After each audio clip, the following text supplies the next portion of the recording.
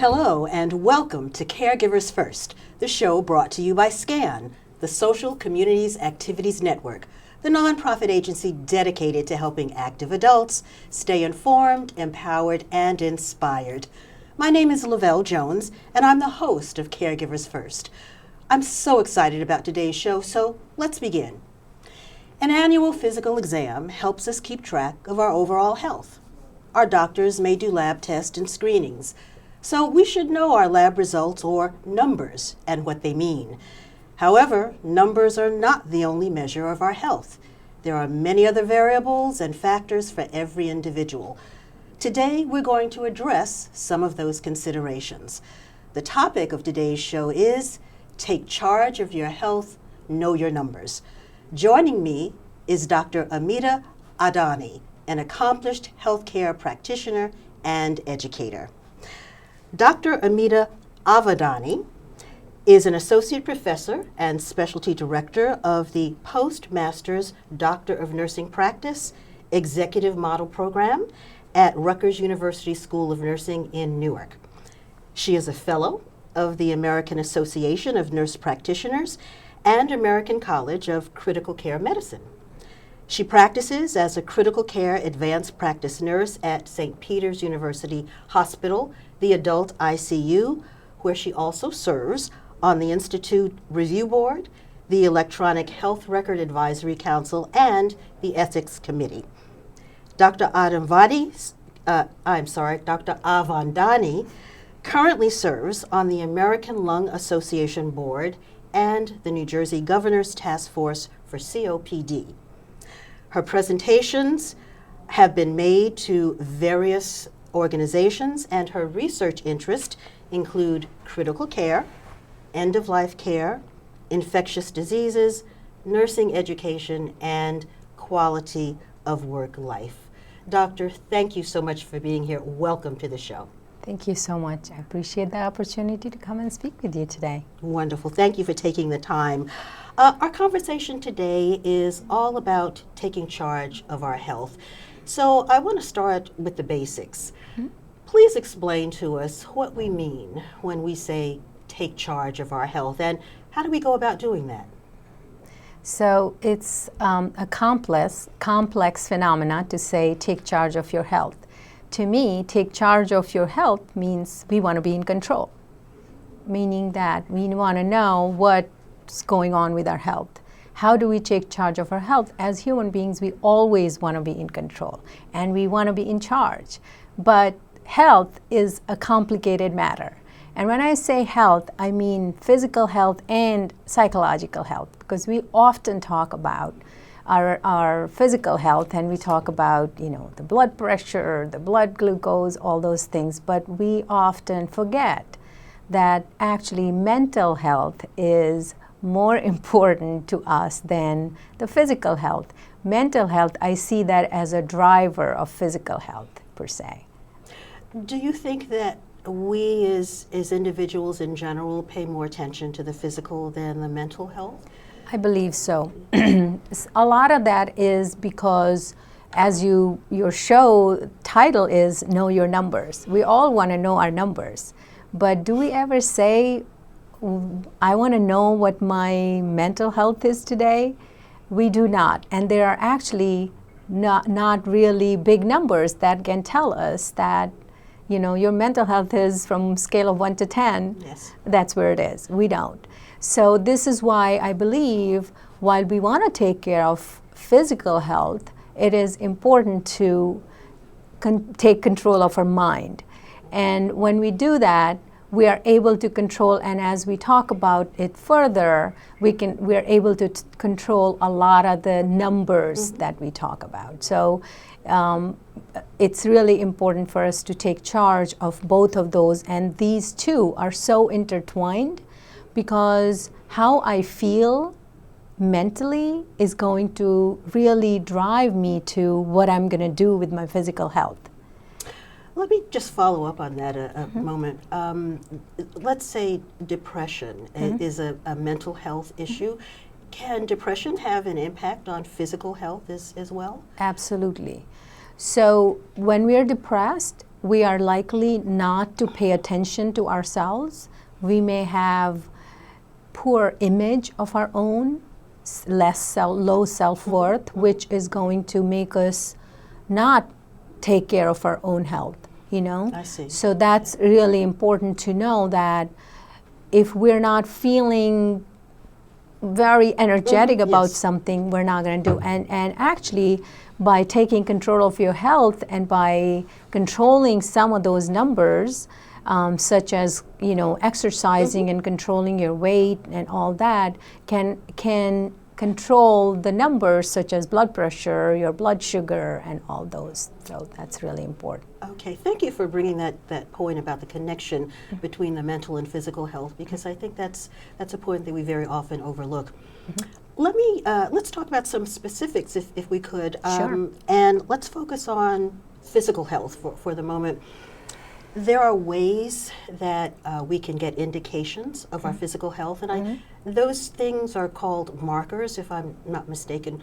What are some of the markers that we should be aware of that indicate the state of our health? So the most common one that a lot of us talk about, and we are often not sure what the right number is for us, I would say, is blood pressure. So what is blood pressure? Blood pressure is really the pressure in our blood vessels. And you see two numbers when you see a blood pressure, right? So it's a high number and a low number. The high number is the pressure in our blood vessels when the heart is actually at its full force pumping out blood, making it available to every single tissue and blood cell and cell of our body.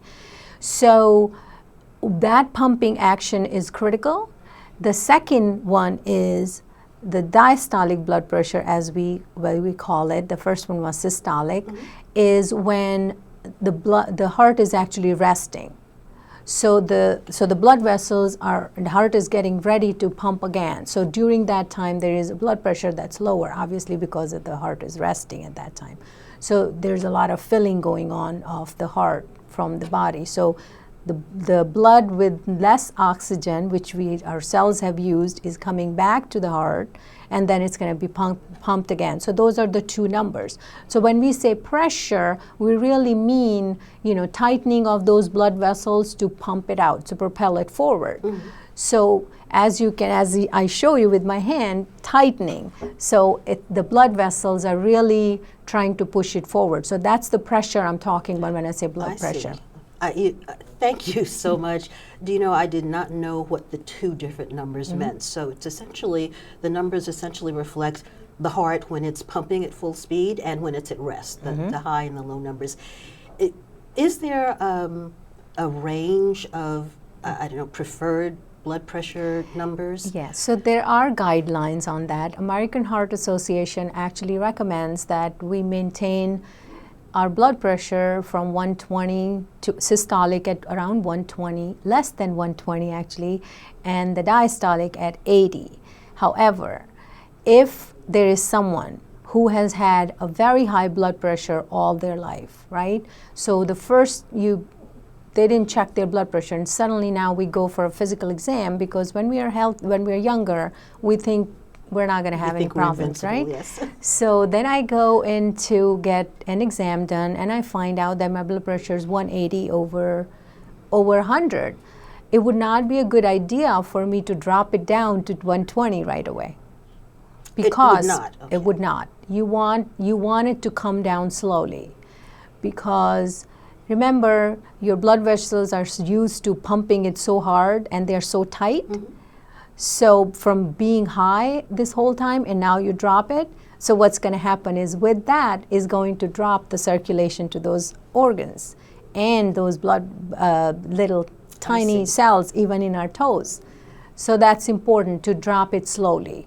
We want to take control of our blood pressure. So blood pressure is really important, because blood pressure is connected, as I said, it's circulating blood and oxygenated blood that has oxygen in it to every organ of the body, right? Whether it's the kidneys, whether it's the brain, whether it's the skin, whether it's the other organs like Okay. stomach and all that. So if that circulation doesn't go through, those organs can stop functioning properly. Okay. So that's not good. So I'll give you an example. If the blood is not pumping, blood pressure is very high, right? The blood does not pump very well to the brain. It doesn't reach the brain cells. One person can develop a stroke. If the blood does not circulate very well to the heart, we can develop a heart attack, heart failure. Kidneys can develop kidney dysfunction, eventually kidney failure. So those are really important things. So this one number is connected to all the organs in our body. So that makes blood pressure readings really critical to assessing our overall health. It Absolutely. has a connection to so many risks. You mentioned stroke, I guess just in general, heart disease. Yep. So, okay, that's important information. What are some other key markers that Yeah. we should talk about? So the other key marker that I would pick to talk about is our blood sugar or blood glucose, which really comes from what we eat, right? So all our carbohydrates, all our sugars, that little sweet tooth, so basically blood sugar, having high blood sugar can cause, not only can it make us put on weight, which we know, we pack up those calories, but it can also connect to other organ damage. So diabetes is one of the things. By having high blood sugar for a long time can give rise to diabetes. Now, what is diabetes? Basically, what happens is our body has pancreas as one of the organs which controls our blood sugar. There's insulin in there that controls the blood sugar, so it kind of balances it out. So again, connecting it to the put on weight piece of it, when we put on weight, that insulin is there, but it's not available to the blood. It doesn't come into the blood circulation, so the blood sugar rises. And when that blood sugar rises, again, the circulation is a problem, can take a hit on kidneys. So all these things are so interconnected. I see. Okay, that's very good information to have. Just to clarify, you mentioned diabetes. There are two different types of diabetes? Right. So adult diabetes is really diabetes type 2, and that's the one I was describing to you. Typically, the other diabetes is really when insulin is just not there in our body. I see. And that is often discovered very early in our age, right? Young people. Yes. So when we're talking about older, for us, it's really because of putting on a little bit of weight and the insulin, and eventually that pancreas just doesn't work very well. So the problem keeps getting worse and worse. And there is a state actually before we get to that diabetes. So that's why the blood sugar, often when we go for our blood work, there is a number called fasting blood sugar that's checked. And that's really important. Current recommendations for that is to have it less than 100. Okay. Doctor, I'm going to take a short break right here, and when we come back, I want to continue this discussion about diabetes and perhaps some other markers as well. So if you would stay with us, and for those of you in the audience, please stay with us. We'll take a short break, and we'll be right back. You probably already know that rehabilitation is a must for successful recovery from surgery, injury, or serious illness. What you may not know is that you're free to choose where you go for rehab. In Monmouth and Ocean County, the compelling choice is Care One. Where you choose to go for rehab matters, and with Care One, you have 4 convenient locations to choose from in Monmouth and Ocean counties. Care One at Jackson, Care One at Wall, Care One at Homedale, and Care One at King James in the Atlantic Highlands. At Care One, you'll work with a team of experts to develop a plan based on your needs and goals. You'll have the full support of caring, compassionate physicians, RNs, licensed therapists, and nutritionists dedicated to helping you recover successfully without setbacks, at a pace that makes you comfortable and successful in meeting your rehabilitation goals. Once you take the first step with us, you'll never look back. Call 877-99-CARE-1 today and come for a tour. Welcome back to our show, and we are having a discussion with Dr. Amita Avadani. And before the break, we were talking about diabetes, and I want to return to that just for a moment. You mentioned that there are indications before we actually get full-blown diabetes. Can you talk to us a little bit more about that?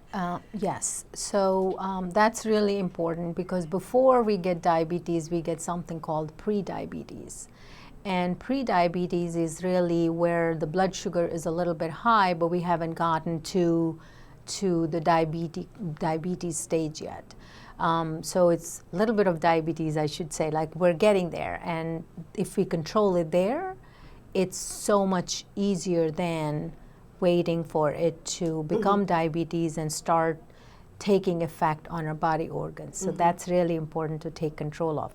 So when we talk about those blood sugars that I was talking about, fasting blood sugar, so that's when it's checked. So less than 100 is considered normal. So if it goes up over 120, we're going to call it pre-diabetes, and that's the time to really take control of it. I also want to say, even after we develop diabetes, there is nothing that can, in diabetes, there's nothing that cannot be controlled with controlling what we eat and how much we exercise. So it's very, very controllable, and that's when we can really get in control of our own health.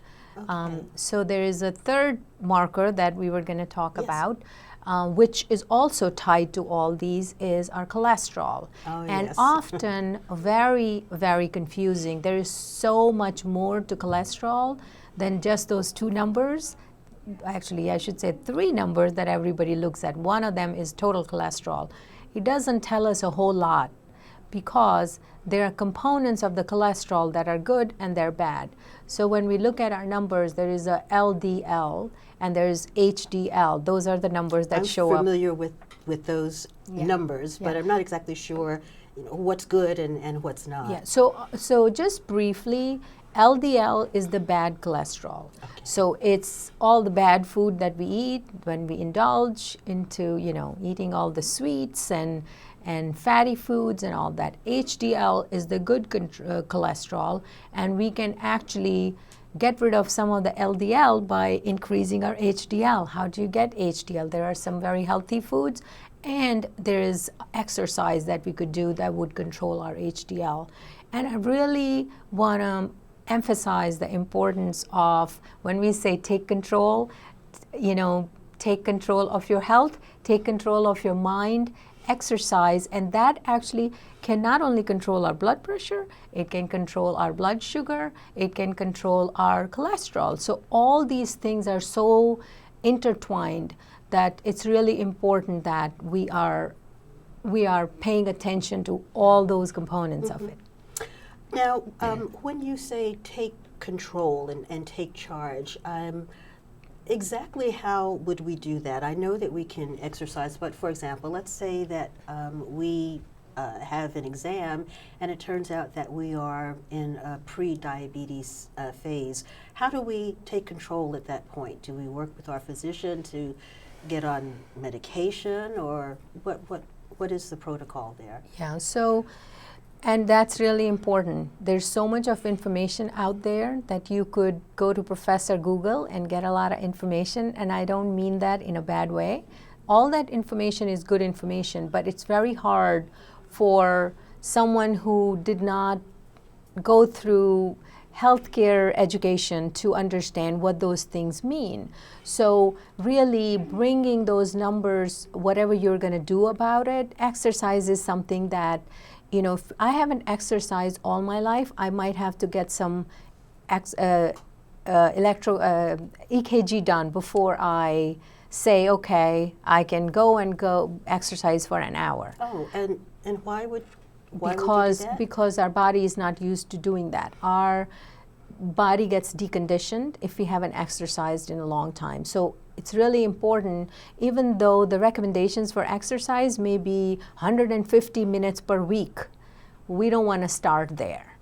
I see. That's really important. That is an important point. So start doing 5 minutes every day. Start with very low and then Okay. move it up, because your heart, your blood vessels are not used to exercising, and we don't want a heart attack while we're trying to do exercise. So that's really important. So while exercising, and you said earlier, you know, how do you do that? How do you incorporate that in your schedule? Particularly for those of us who, may be struggling with a lot of different things, particularly for caregivers who are juggling so many things. How can they work exercise into their routines? Yeah, and that's really important. So all these guidelines for exercise and diet and all that, they exist. However, I can just tell you, go exercise, Lavelle, but that's not how it works. So I personally really believe in individualization of that exercise. What is it that's going to fit in my schedule?